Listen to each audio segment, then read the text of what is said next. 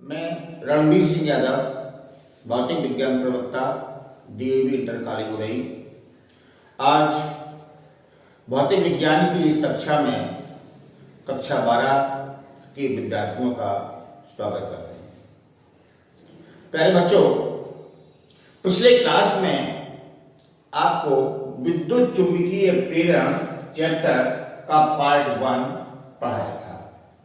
आज इसी चैप्टर विद्युत चुंबकीय प्रेरण के पार्ट 2 का पढ़ाया जाने वाला शीर्षक है लॉरेंज बल के आधार पर विद्युत चुंबकीय प्रेरण की व्याख्या तथा फैराडे के नियम की उत्पत्ति। आप इसके पहले फैराडे के 2 नियम पिछले क्लास में पढ़ चुके और उनको दोबारा बताना चाहेंगे। फैराडे के पहले नियम के अनुसार यदि किसी बंद परपथ से बद्ध चुंबकीय फ्लक्स के मान में परिवर्तन होता है तो उस परपथ या चालक के सरों के बीच प्रेरित विद्युत वाहक बल का मान फ्लक्स परिवर्तन की ऋणात्मक दर के बराबर होता है, अर्थात E = delta phi upon delta T. ये फैराडे के चुंबकीय प्रेरण का पहला नियम था। दूसरा नियम था जिसे हम लेंज का नियम भी कहते हैं कि किसी कुंडली या परपथ में फ्लक्स परिवर्तन के कारण उत्पन्न प्रेरित धारा सदैव इस प्रकार होती है कि वह उस कारण का विरोध करती है जिसके कारण उत्पन्न की गई है। ये 2 नियम आपने पिछले क्लास में पढ़े थे। आज हमें लॉरेंज बल के आधार पर इन्हीं विद्युत चुंबकीय प्रेरण के नियमों की व्याख्या करनी है। हमने मान लिया कि ये हमारे पास इस तल में एक समान चुंबकीय क्षेत्र तल के लंबवत नीचे की ओर है। इस तल में कोई frame J, K, L, M ये चालक फ्रेम है। J, K, L, M स्थित है। इस फ्रेम पर L लंबाई का एक PQ चालक तार है। ये चालक तार L लंबाई का है जो इसी फ्रेम के ऊपर रखा गया है और इस चालक तार को इस फ्रेम पर बिना घर्षण आगे पीछे खिसकाया जा सकता है। यदि हम इस PQ चालक तार को इस फ्रेम पर V वेग से तल में दाईं ओर गति करते हैं तो आपको पता है इस चालक तार में धन आवेश वाले परमाणु होंगे, ऋण आवेश वाले इलेक्ट्रॉन होंगे। निश्चित है इस चालक तार PQ में उपस्थित धन व ऋण आवेशों पर चुंबकीय बल या लॉरेंज बल कार्य करेगा। उस लॉरेंज बल के कारण धन आवेश पर लगने वाला बल तीसरे की ओर व ऋण आवेश पर लगने वाला बल दूसरे की ओर कार्य करेगा। लेकिन आपको बता चुके हैं कि धन आवेश वाले परमाणु किसी भी चालक में गति करने के लिए स्वतंत्र नहीं होते, इसलिए इस चालक तार के ऋणावेशित इलेक्ट्रॉनों पर लगने वाला बल Q शरीर की ओर कार्य करेगा, जिससे कि ऋणावेशित इलेक्ट्रॉन चालक तार में P से Q शरीर की ओर गति करने लगेंगे। क्योंकि यहाँ पर ये बंद परपथ उपलब्ध है P, Q, L, K, P, तो इस चुंबकीय बल के कारण ऋणावेशित इलेक्ट्रॉन इस बंद परपथ में प्रवाहित होने लगेंगे और जब ये इलेक्ट्रॉन इस बंद परपथ में प्रवाहित होंगे तो कंफर्म है कि इस बंद परपथ में इलेक्ट्रॉन के प्रवाह की विपरीत दिशा में धारा रहने लगेगी। तो निश्चित है इस चालक तार पर धारा P, K, L, Q, P मार्ग से प्रवाहित होने लगेगी। आप इससे पहले पढ़ चुके हैं कि किसी धारावाही चालक पर चुंबकीय क्षेत्र में लगने वाले बल का मान सदैव F = IBL sin थीटा के बराबर होता है। यहाँ पर थीटा की वैल्यू 90 है क्योंकि चालक में प्रवाहित धारा व चुंबकीय क्षेत्र दोनों एक दूसरे के लंबवत हैं। तो निश्चित है इस चालक तार PQ पर चुंबकीय बल IBL के तुल्य कार्य करेगा। यदि लगने वाला बल F' हो तो लगने वाले चुंबकीय बल का मान F' = IBL के बराबर होगा। आप इसके पहले फ्रेमिंग के बाएं हाथ के नियम के अनुसार पढ़ चुके हैं कि इस चालक में धारा Q से P से की ओर होगी, मैग्नेटिक फील्ड या चुंबकीय क्षेत्र तल के लंबवत नीचे की ओर है, तो निश्चित है इस PQ चालक तार पर लगने वाला चुंबकीय बल गति के विपरीत दिशा में कार्य करेगा।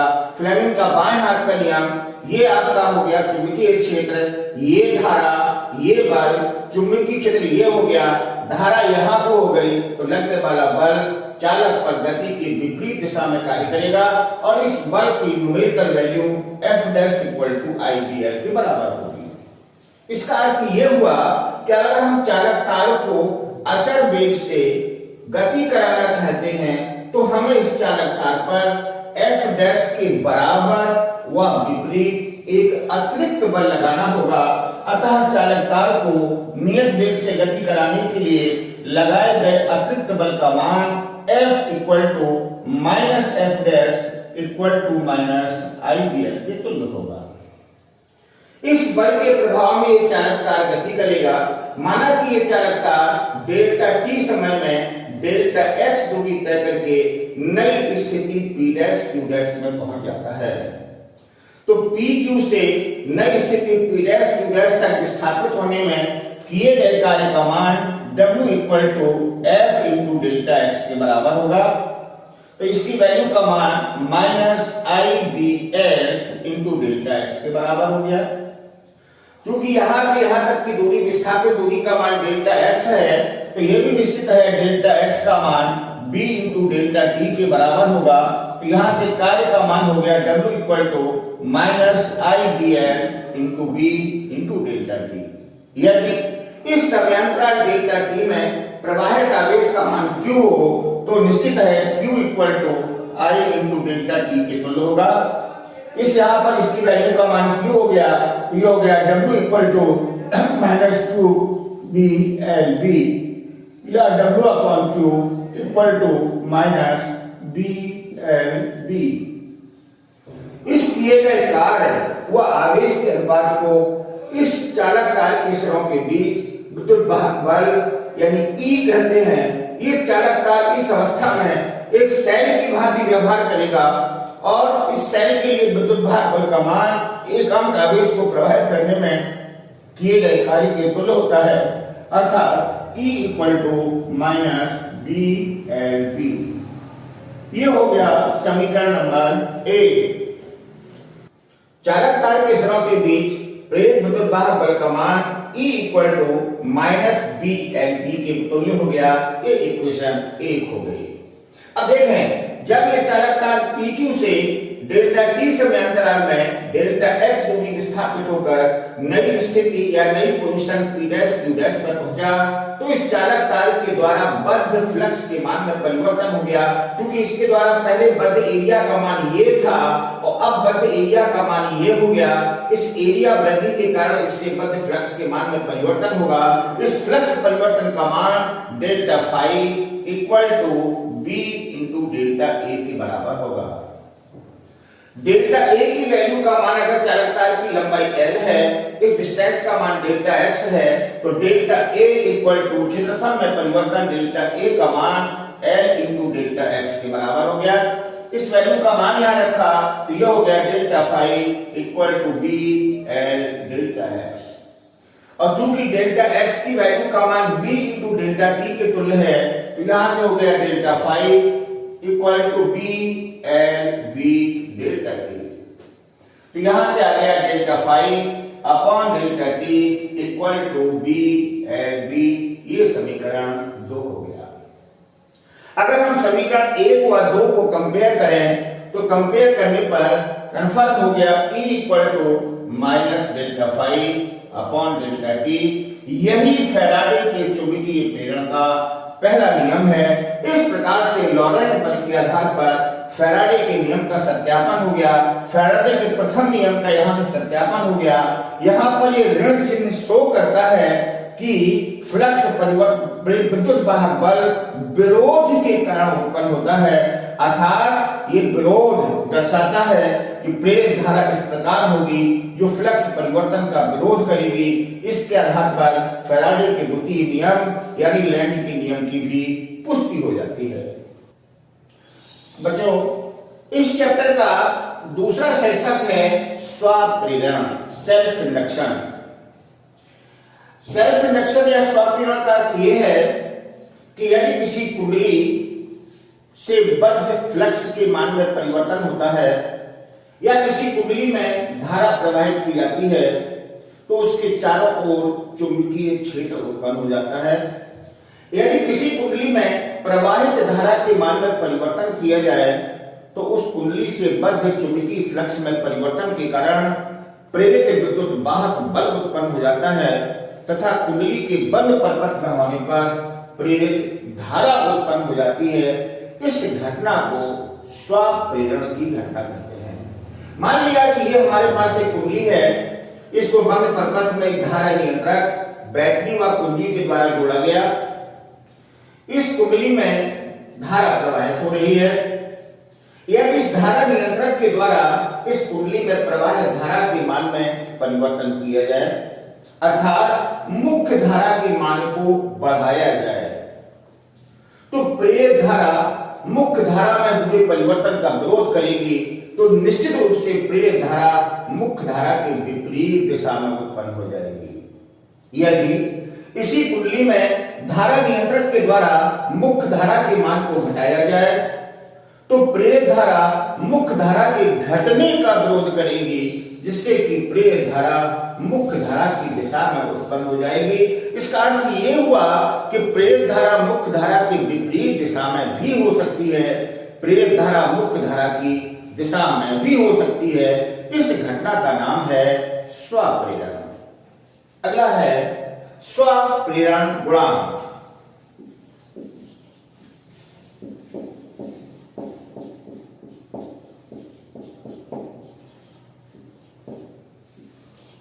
हमने मान लिया कि इस कुंडली में प्रवाहित होने वाली धारा का मान I है।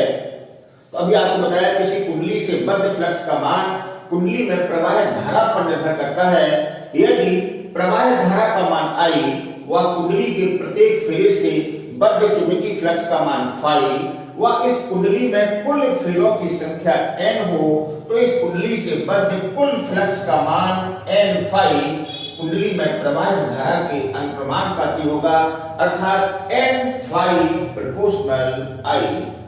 अगर हम समानुपाती हटाएंगे तो प्रोपोर्शनल की कांस्टेंट लगाएंगे तो ये हो गया n phi equal to l I या l equal to n phi upon I।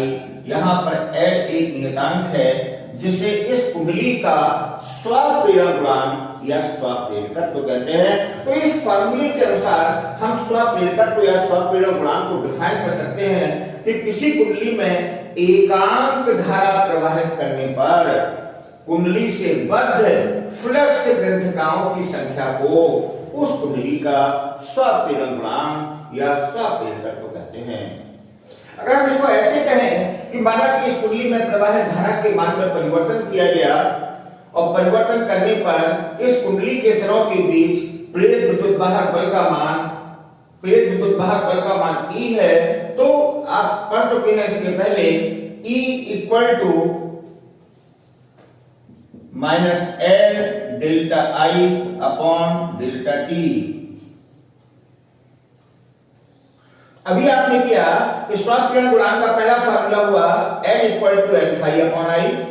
माना कि इस कुंडली में प्रवाहित धारा के मान में परिवर्तन किया जाता है तो धारा परिवर्तन के कारण यदि फ्लक्स में परिवर्तन की दर delta phi upon delta T हो तो फैराडे के नियम से E equal to minus n delta phi upon delta T।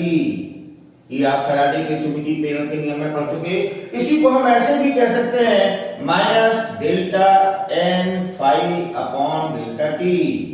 क्योंकि यहां से n फाई की वैल्यू का मान Li है तो यहां से हो गया E equal to minus delta Li upon delta T, या इसी को हम ऐसे भी लिख सकते हैं minus L delta I upon delta T। इस फॉर्मूले के अनुसार L का मान हो गया L equal to minus E upon delta I upon delta T। ये स्वप्रेरकत्व या स्वप्रेरण गुणांक का दूसरा फार्मूला हो गया। और इस फार्मूले के अनुसार अगर हम स्वप्रेरकत्व या स्वप्रेरण गुणांक को डिफाइन करें, परिभाषित करें, तो इसको हम ऐसे कह सकते हैं किसी कुंडली में एकांक धारा परिवर्तन की दर से उत्पन्न प्रेरित विद्युत वाहक बल के आंकिक मान को कुंडली का स्वप्रेरण गुणांक या स्वप्रेरकत्व कहते हैं। ये स्वप्रेरकत्व के दो फार्मूले हो गए, एक हो गया L equal to N phi upon I और दूसरा हो गया L equal to minus E upon delta I upon delta T. अब बात आती है कि स्वप्रेरकत्व या स्वप्रेरण गुणांक का मात्रक क्या होगा।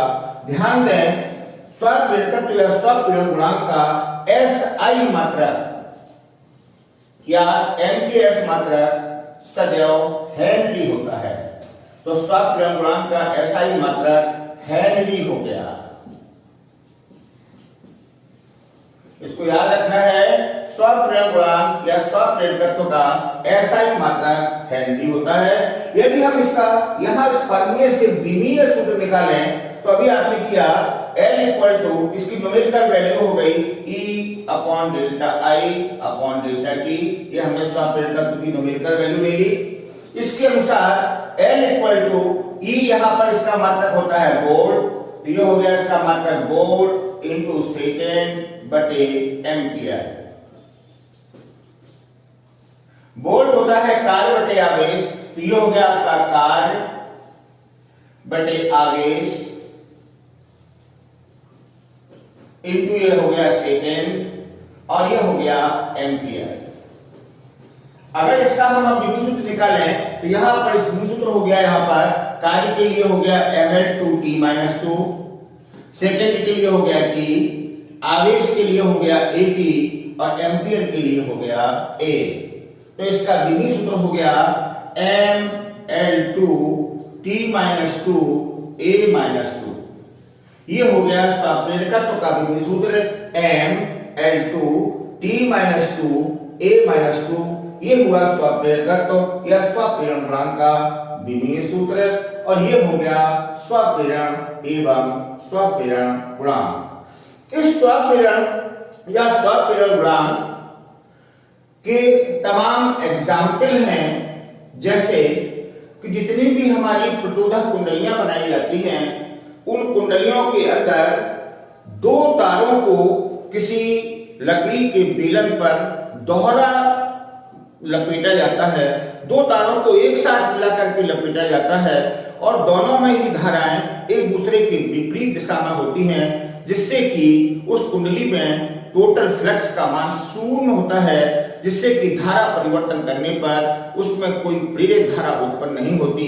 ये स्वप्रेरण का एक अच्छा एग्जाम्पल है। अभी आपने पढ़ा स्वप्रेरण एवं स्वप्रेरण गुणांक। अगला है समतल कुंडली का स्वप्रेरकत्व। हमने मान लिया कि हमारे पास एक 8 त्रिज्या की वृत्ताकार कुंडली है जिसमें फेरों की संख्या n है, उसमें I एम्पियर की धारा प्रवाहित होती है। तो हमें उस समतल कुंडली के स्वप्रेरण गुणांक या स्वप्रेरकत्व के मान को ज्ञात करना है। आपको इसके पहले आप पढ़ चुके हैं, चुंबक में आपने पढ़ा कि अरे 8 त्रिज्या की वृत्ताकार कुंडली में I एम्पियर की धारा प्रवाहित की जाए तो कुंडली के केंद्र पर उत्पन्न चुंबकीय क्षेत्र का मान सदैव B इक्वल टू μ0/2 Ni/r के बराबर होता है। ऐसा आप चुंबक में पढ़ चुके हैं। अगर हम मान के चले कि उस समतल कुंडली का क्षेत्रफल a है तो कंफर्म है कुंडली से बद्ध चुंबकीय फ्लक्स का मान phi equal to b into a के बराबर होगा। यहां पर इसकी वैल्यू का मान हो गया, b की वैल्यू का मान है μ0/2 Ni/r और एक कुंडली का एरिया होगा जिसका मान होगा πr²। तो इस कुंडली से बद्ध चुंबकीय फ्लक्स का मान phi इक्वल टू ये हो गया μ0/2 Ni/r। ये हो गया कुंडली से बद्ध चुंबकीय फ्लक्स का मान। हमें निकालना है इस कुंडली के स्वप्रेरकत्व का मान। अभी आप इसके पहले पढ़ चुके, किसी कुंडली के लिए n phi equal to Li या L equal to n phi upon I। अगर हम यहाँ पर इस फार्मूले में phi की वैल्यू रखें तो कुंडली के स्वप्रेरण गुणांक या स्वप्रेरकत्व का मान n अपॉन I और phi की वैल्यू है μ0/2 Ni/r। यहां से I कैंसिल हो गया, तो ये स्वपीड़न गुणांक का मान हो गया L equal to μ0/2 pi n square r। इस फार्मूले का उपयोग करके हम किसी r त्रिज्या की समतल कुंडली के स्वपीड़न गुणांक या स्वपीड़कत्व के मान को ज्ञात कर सकते हैं। अगला है लंबी प्रणालिका का स्वपीड़कत्व। हमने मान लिया कि हमारे पास L लंबाई व A क्षेत्रफल की लंबी बायुक्रोड प्रणालिका है, तो अगर उस प्रणालिका में धारा प्रवाहित की जाए तो कंफर्म है उस प्रणालिका के अक्ष पर या उसके भीतर चुंबकीय क्षेत्र का मान B इक्वल टू μ0 N/L के तुल्य होगा, जहां पर L है बायुक्रोड प्रणालिका की लंबाई, I है प्रणालिका में बहने वाली धारा और N है सटे हुए फेरों की संख्या। तो प्रणालिका के अक्ष पर प्रणालिका के भीतर चुंबकीय क्षेत्र का मान B इक्वल टू μ0 Ni/L के तुल्य होता है। ऐसा आप पिछले चैप्टरों में चुंबक में पढ़ चुके हैं। यदि इस प्रणालिका का क्षेत्रफल A हो तो इस प्रणालिका से बद्ध चुंबकीय फ्लक्स का मान phi equal to B into A के तुल्य होगा। तो इसकी वैल्यू का मान हो गया μ0 Ni/L इंटू A। ये हो गया प्रणालिका से बद्ध चुंबकीय फ्लक्स का मान।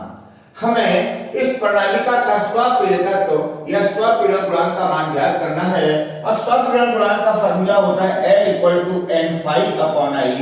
तो यहाँ पर इस वैल्यू का मान रखा तो ये हो गया स्वपीड़कत्व L इक्वल टू ये हो गया N/I और ये हो गया μ0 L NIA।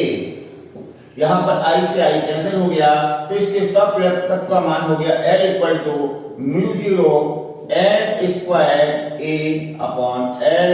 इस फार्मूले का उपयोग करके हम किसी बायुक्रोड लंबी प्रणालिका के स्वपीड़न गुणांक या स्वपीड़कत्व के मान को ज्ञात कर सकते हैं। अगर हम ऐसा मान के चलें कि जो हमारी प्रणालिका है वो म्यू चुंबकशीलता की किसी क्रोड पर लिपटी है, तो इसके स्वपीड़कत्व का मान L equal to mu N square A/L के तुल्य होगा।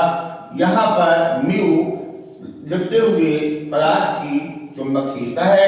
इन फार्मूलों का उपयोग करके हम किसी लंबी प्रणालिका के स्वपीड़कत्व के मान को ज्ञात कर सकते हैं। अगला है किसी कुंडली में संचित स्थितिज ऊर्जा। आपको पता है कि यदि हम किसी कुंडली में धारा प्रवाहित करते हैं तो कुंडली में प्रेरित विद्युत वाहक बल उत्पन्न हो जाता है जो धारा के बढ़ने का विरोध करता है। इस विरोध के फलस्वरूप कार्य करना पड़ता है और उस किए गए कार्य के तुल्य ऊर्जा बैटरी के द्वारा क्षय होती है। यह ऊर्जा उस कुंडली में स्थितिज ऊर्जा के रूप में संचित हो जाती है, जिसे कुंडली की संचित स्थितिज ऊर्जा कहते हैं। मान लिया कि किसी कुंडली में अल्प आवेश dq प्रवाहित किया गया, तो अल्प आवेश प्रवाहित करने में किए गए अल्प कार्य का मान dw equal to minus E into dq के तुल्य होगा। क्योंकि आपको पता है प्रेरित विद्युत वाहक बल E equal to minus L di/dt, ऐसा भी आप पढ़ चुके। अगर इस E की वैल्यू यहाँ पर रखें तो अल्प आवेश dq प्रवाहित करने में अल्प किए गए कार्य का मान dw equal to minus E की वैल्यू का मान हो गया minus L di/dt into dq के तुल्य हो गया। ये हो गया अल्प किए गए कार्य का मान dw इक्वल टू प्लस यहां पर dq/dt ये हो गया L di इंटू dq/dt। और आपको सबको पता है प्रवाहित धारा का मान I इक्वल टू dq/dt के तुल्य होता है। तो dq/dt की वैल्यू का मान I हो गया, तो अल्प आवेश प्रवाहित करने में किए गए कार्य का मान dw इक्वल टू Li/di के तुल्य हो गया। मान लिया धारा को अपने अधिकतम स्थायी मान I0 तक पहुंचने में कुल किए गए कार्य का मान W हो, तो कुल किए गए कार्य का मान W equal to integral 0 to I0 dw के तुल्य होगा। यहाँ पर इसने समाकलन कर दिया, ये हो गया 0 to I0 और इसकी वैल्यू का मान है LI/DI। यहाँ पर L कुंडली का स्वापेड़ का तो कांस्टेंट है और I का समाकलन I²/2 होगा, तो इसका समाकलन करने पर कुल किए गए कार्य का मान L ये हो गया I²/2 और इसकी लिमिट है 0 to I0। अगर इसकी हम लिमिट का मान रखेंगे तो कुल किए गए कार्य का मान W = ½ LI0² के तुल्य हो गया। किसी कुंडली में अधिकतम स्थायी धारा I0 प्रवाहित करने पर कुल किया गया कार्य इस कुंडली में स्थितिज ऊर्जा के रूप में संचित हो जाता है, अर्थात कुंडली में संचित स्थितिज ऊर्जा का मान U = ½ LI0² के बराबर होगा। इस फॉर्मूले का उपयोग करके किसी कुंडली में संचित स्थितिज ऊर्जा के मान को ज्ञात किया जा सकता है। अगला है प्रेरकों के श्रेणी क्रम तथा समांतर क्रम संयोग। मान लिया कि हमारे पास L1 L2 प्रेरकत्व की दो कुंडलियां हैं। इन कुंडलियों को क्रमशः श्रेणी क्रम व समांतर क्रम में जोड़ा जाता है, तो हमें निकालना है कि इनके तुल्य स्वप्रेरकत्व का मान कितना होगा। फर्स्ट है इसका श्रेणी क्रम। हमने मान लिया L1 L2 प्रेरकत्व की दो कुंडलियों को एक दूसरे के साथ श्रेणी क्रम में जोड़ दिया और इनमें प्रवाहित धारा का मान I है। आपको पता है कि श्रेणी क्रम में धारा का मान समान होता है, तो कंफर्म है पहली कुंडली से बद्ध फ्लक्स का मान Φ1 = L1I के तुल्य होगा। अभी आप पढ़ चुके हैं किसी कुंडली से बद्ध कुल फ्लक्स का मान N∅ = Li, तो पहली कुंडली से बद्ध फ्लक्स का मान Φ1 = L1I हो गया। दूसरी कुंडली से बद्ध फ्लक्स का मान Φ2 = L2 × I के तुल्य होगा। अगर दोनों कुंडलियों का कुल फ्लक्स फाई हो तो फाई = Φ1 + Φ2। यदि दोनों कुंडलियों का श्रेणी क्रम में तुल्य स्वप्रेरकत्व का मान L हो तो निश्चित है Φ = Li = L1I + L2I। यहाँ से I आपस में कैंसिल हो गया, तो यहाँ से आ गया तुल्य स्वप्रेरकत्व का मान L = L1 + L2। तो यहाँ पर याद रखें कि श्रेणी क्रम में प्रेरकत्व के प्रेरकों के स्वप्रेरकत्व का मान तुल्य स्वप्रेरकत्व का मान उन दोनों के अलग अलग प्रेरकत्व के योग के बराबर होता है, अर्थात श्रेणी क्रम में स्वप्रेरण गुणांक का मान बढ़ जाता है। नंबर 2 है इन प्रेरकों का समांतर क्रम संयोग।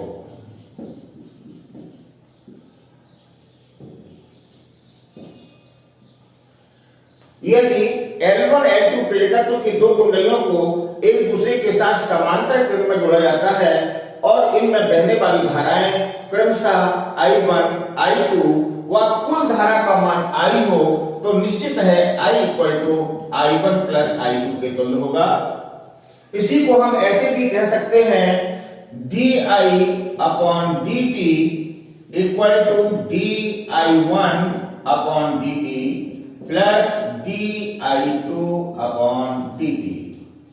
आप इसके पहले पढ़ चुके हैं कि L प्रेरकत्व की कुंडली में धारा परिवर्तन के कारण उत्पन्न प्रेरित विद्युत वाहक का प्रथम फार्मूला E = -L/di/dt के तुल्य होता है। इस फार्मूले के अनुसार इन दोनों कुंडलियों को समांतर क्रम में जोड़ने पर प्रेरित विद्युत वाहक बल E का मान समान होगा। तो अगर यहां से हम di/dt की वैल्यू निकालें तो di/dt की वैल्यू का मान -E/L के तुल्य होगा। पहली कुंडली के लिए di1/dt की वैल्यू का मान -E/L1 होगा और दूसरी कुंडली के लिए di2/dt की वैल्यू का मान -E/L2 होगा। अगर ये सारे वैल्यूज के मान यहाँ पर रखें तो ये हो गया आपका -E/L = -E/L1 -E/L2 और यहां से आपका आ गया 1/L = 1/L1 + 1/L2। इस फार्मूले का उपयोग करके समांतर क्रम में प्रेरकों के टोटल स्वप्रेरकत्व के मान को ज्ञात कर सकते हैं। यहां से क्लियर हो गया कि श्रेणी क्रम में प्रेरकत्व का मान बढ़ता है और समांतर क्रम में प्रेरकत्व का मान घटता है।